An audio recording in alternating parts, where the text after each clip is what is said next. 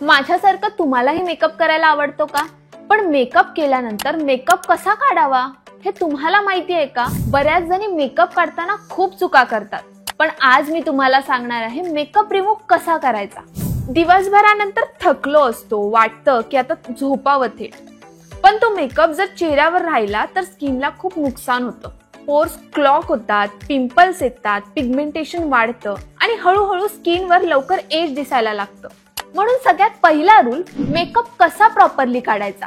त्यासाठी सगळ्यात आधी आपण वापरतो मेकअप रिमूव्हर। डोळ्यांचा आणि ओठांचा मेकअप जरा हेवी असतो, म्हणून तिथून सुरुवात करा। हलक्या हाताने कॉटन पॅडने साफ करा।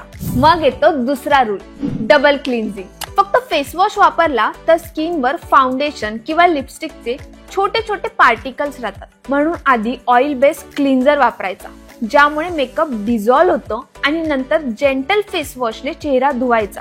ही प्रोसेस केल्यानंतर आपली स्किन खरंच फ्रेश वाटते। आता क्लिन्झिंग झाल्यानंतर स्किनच्या केअर कडे वळूया। एकदम जोरात टॉवेल घासायची गरज नाही, हलक्या हाताने चेहरा ड्राय करा, मग एक माइल्ड टोनर लावा। यामुळे पोर्स श्रिंक होतात आणि स्किन काम होते। त्यानंतर मॉइश्चरायझर नक्की लावा, कारण क्लिन्झिंग नंतर स्किन थोडी ड्राय आणि टाईट वाटते।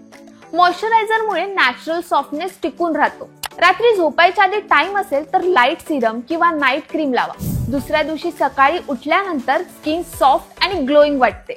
लक्षात ठेवा, मेकअप करणं जितकं एन्जॉय करतो तेवढंच ते काढणं पण महत्त्वाचं आहे। हेल्दी आणि ग्लोईंग स्किन हे एक्सपेन्सिव्ह क्रीम्स वापरून नाही, तर सिंपल कन्सिस्टंट रुटीनने मिळते। त्यामुळे पुढच्या वेळी तुम्ही मेकअप केला तर तो काढायला विसरू नका, कारण सुंदर दिसणं हे फक्त मेकअपने नाही तर नॅचरल स्किन केअरने पण होतं। Happy skin is equal to happy you. Video आवडला असेल तर कमेंट करायला विसरू नका।